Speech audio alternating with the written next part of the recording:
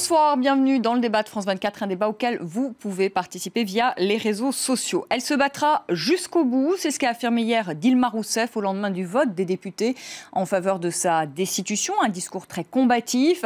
Une fois encore, la présidente du Brésil a dénoncé un coup d'État institutionnel. Dilma Rousseff qui est accusée d'avoir maquillé les comptes publics. Alors la présidente du Brésil est-elle victime d'une injustice, comme elle le prétend? Est-elle responsable aujourd'hui de cette crise économique, sociale et morale que traverse le Brésil? Son éventuelle destitution sera-t-elle l'occasion de faire le grand ménage dans la classe politique brésilienne rongée par la corruption? Voilà les questions que nous allons poser ce soir à nos invités. À vous, Daniel Moraes-Legras, bonsoir. Merci d'être avec nous. Vous êtes journaliste brésilienne, indépendante. Avec nous, Maria Emilia Alencar, bonsoir. Vous êtes chef de la rédaction brésilienne de Radio France Internationale. Avec nous, Michel Faure, bonsoir. Vous êtes ancien grand reporter à l'Express et auteur de l'histoire du Brésil, et c'est aux éditions Perrin. Pascal Boniface, bonsoir, directeur de l'IRIS, l'Institut des Relations Internationales et Stratégiques, et auteur de 50 idées reçues sur l'état du monde, et c'est aux éditions Armand Collin, et vous en revenez tout juste du Brésil. Avant de commencer ce débat, on va tout de suite écouter la présidente du Brésil, Dilma Rousseff. C'était ce mardi, 2 jours donc après le vote des députés, je vous rappelle, donc, qui se sont prononcés en faveur de sa destitution. Je suis la victime de tout un processus qui ne reprend qu'une partie de la vérité. Et pourquoi donc ne parlerait-on pas d'un coup d'État? C'est un coup d'État. C'est un coup d'État parce que c'est un procédé qui a été entamé à partir d'un péché qui ne repose sur aucune base légale permettant l'impeachment. Voilà, Dilma Rousseff qui s'est adressée aujourd'hui à la presse étrangère. Maria Emilia Alencar, elle a employé le terme de coup d'État, on va en parler dans un instant, mais elle a surtout dit aussi hier, elle a dit c'est extrêmement injuste ce qui m'arrive, parce que dans le fond, moi je ne suis pas accusée de corruption. Est-ce qu'elle est victime, Dilma Rousseff, aujourd'hui d'une injustice? J'aime pas trop les mots injustice, mais c'est évident que cette procédure est faite c'est quand même une manœuvre juridico-institutionnelle politique. Donc, injustice, on dirait qu'elle est victime de son sort. Non, elle a contribué, elle a fait des erreurs. Mais la légitimité politique de ces congrès qui vient de voter la procédure de destitution est nulle. Pour moi, c'est vraiment aberrant que un congrès avec 300 députés qui sont impliqués dans les affaires de corruption puisse voter cette procédure avec cette allusion de maquillage fiscal. En fait, c'est pas une crime de responsabilité. Donc, je trouve que ce qu'elle dit d'ailleurs très ouvertement, c'est que finalement, tous les présidents ont maquillé les comptes publics. Oui, c'est des manœuvres fiscales pour... Bon, c'est un prétexte. Tout le monde sait que c'est un prétexte. Les pédalages, comme on dit, fiscal, les manœuvres, c'est maquillage.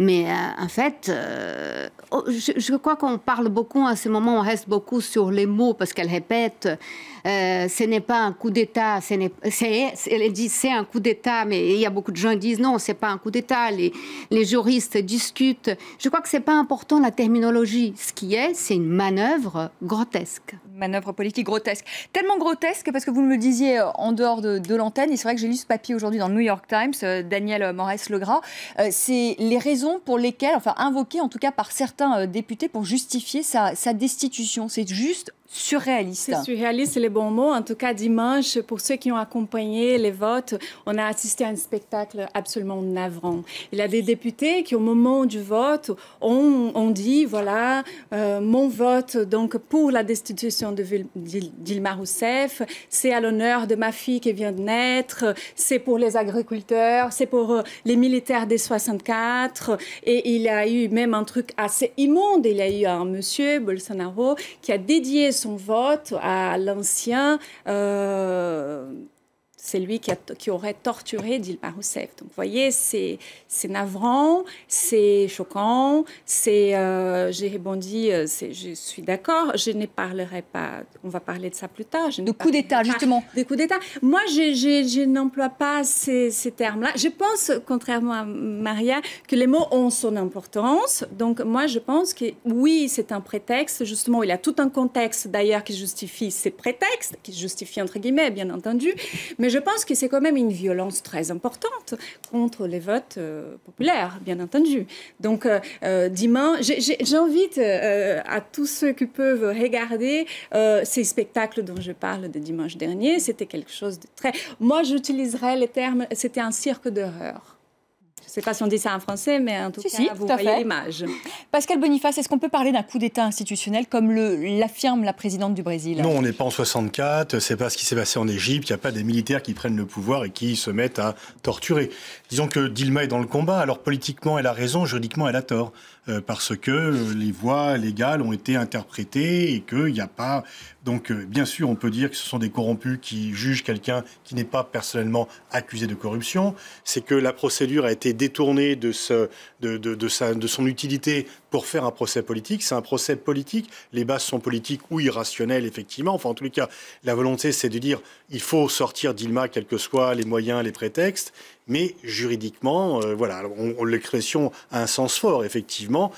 C'est un coup, effectivement, d'un point de vue politique, d'un point de vue... Enfin, mais juridiquement, tout a été plus ou moins respecté, même si moralement et politiquement, on peut quand même s'interroger sur les motivations et surtout, comme vous l'avez dit, madame, c'est que sur les parlementaires, sur les députés qui ont voté la destitution, l'impeachment de Dilma, il y en a 290 qui sont, eux, poursuivis et qui sont, eux, accusés personnellement d'être corrompus.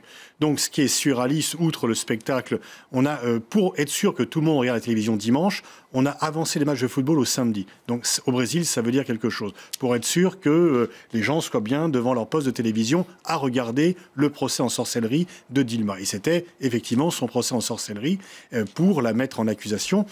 Mais ceux qui ont fait cela sont bien plus condamnables que Dilma, qui n'est pas accusé personnellement de s'être enrichi, qui n'est pas accusé personnellement d'avoir des comptes à l'étranger, comme le président de la Chambre, Cunha, qui a monté toute cette opération et qui a des millions de dollars sur les comptes offshore et qui est dans tous les coups, Petrobras, Panama Papers, il est vraiment partout. Donc c'est surréaliste de voir quelqu'un qui est considéré comme un bandit, c'est ainsi qu'il est présenté au Brésil, faire le légaliste au plus profond. Vous avez sert justement de ça, de toute cette procédure pour échapper à la justice. Vous avez une expression en France qui souligne bien tout ça, c'est les camemberts qui disent au Roquefort, tu pues.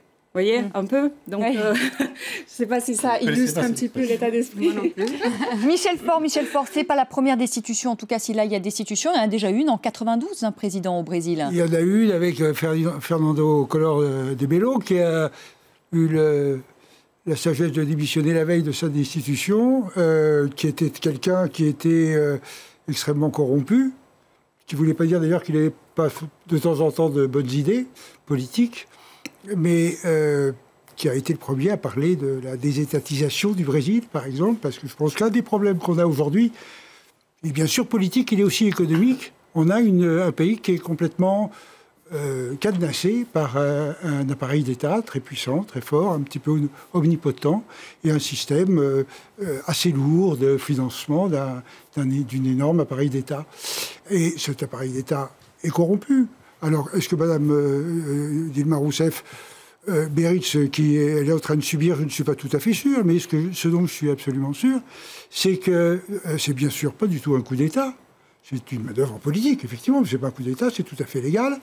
Et c'est en même temps aussi le prix qu'elle paye. C'est parce que le peuple avait voté, enfin le peuple a quand même réélu, donc là, ça va quand même à l'encontre de la volonté, de ce qu'était la volonté du peuple oui, mais enfin, c'est les élus du peuple qui mènent cette procédure. Alors peut-être que les Brésiliens ont mal voté, mais ce que je veux dire, c'est que légalement, comme le disait M. Boniface, on est tout à fait dans la légalité. Politiquement, je pense quand même qu'elle paye la non-prise de responsabilité de sa présidence à Petrobras pendant des années. C'est quand même un problème qui s'ajoute à d'autres et qui trouve peut-être là une punition tardive, mais qui n'est pas forcément totalement imméritée. Est-ce qu'elle ne paye pas aussi, Maria Emilia Alencar, finalement ce système politique brésilien où il y a de très très nombreux partis politiques, je crois qu'il y en a 26, où finalement on doit toujours mettre sur place des coalitions qui sont toujours très fragiles, donc ça suppose tout un art finalement d'avoir toujours des partisans avec soi, enfin d'avoir des alliés avec soi. Elle a péché peut-être de ce côté-là ?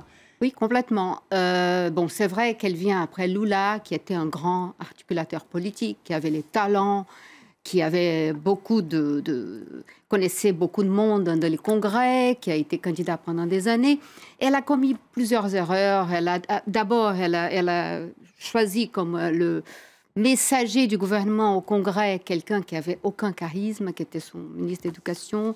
Après, elle a changé, donc elle avait quand même une réputation d'être autoritaire, une réputation de ne pas négocier. Mais on revient à la question, tout ça, quand on dit oui, la loi permet, et quand on parle du scandale de la Petrobras, ce qui est un jeu en ce moment, ce n'est pas du tout les scandales Lava Jato, en fait.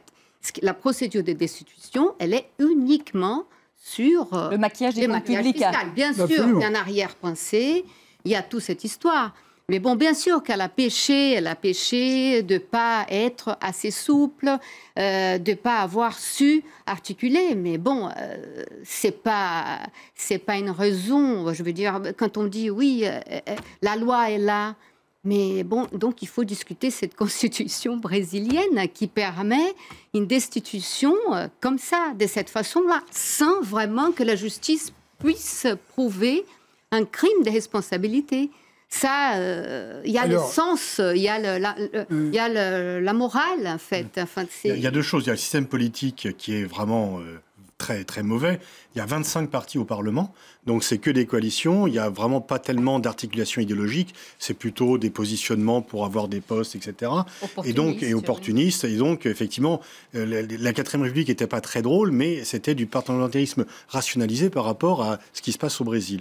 Et disons que Dilma paye deux choses. C'est de succéder à Lula, et elle n'a pas, effectivement, le charisme, la légitimité historique et l'art de négocier. Elle n'avait jamais été élue auparavant. Donc, elle sait moins bien négocier. Il faut sans cesse, le président n'a pas tous les pouvoirs, on n'est pas en France.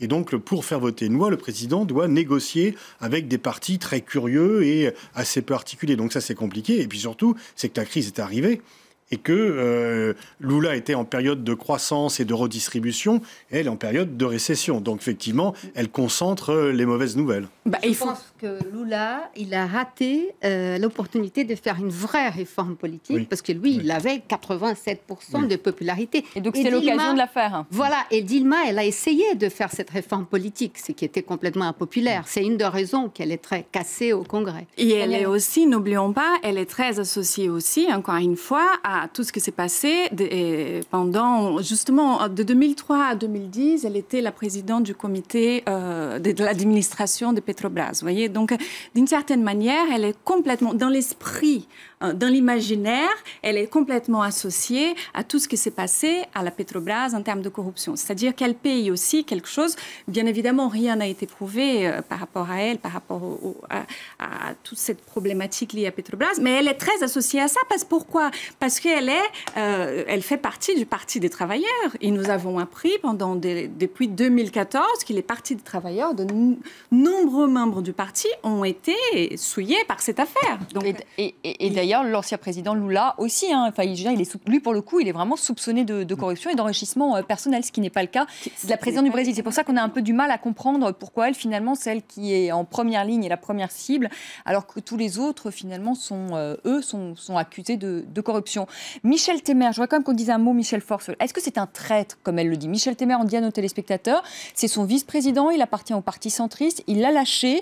Et alors lui, c'est allé tellement vite dans sa tête parce que c'est lui qui devrait prendre la succession, en tout cas s'il y a une transition politique jusqu'à l'élection de 2018, qu'il a déjà préparé son discours d'investiture, c'est à fuiter dans la presse. C'est un traître, ce Michel Temer ? C'est un opportuniste professionnel. C'est quelqu'un qui est à la tête d'un État très important, d'un parti assez présent dans pratiquement tout le pays, qui s'est toujours porté comme associé, force d'appoint d'une majorité, et qui profite, au fond, comme un espèce prend la bonne locomotive et c'est un wagon qui suit.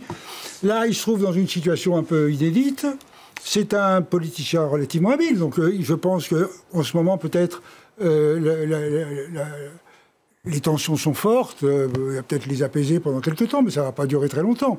Et ça ne va pas durer très longtemps parce que la crise, au fond, qui vise Dilma, à mon avis, elle vise tout un système qui s'est installé depuis pas mal de temps, du temps déjà de Lula et peut-être même avant lui.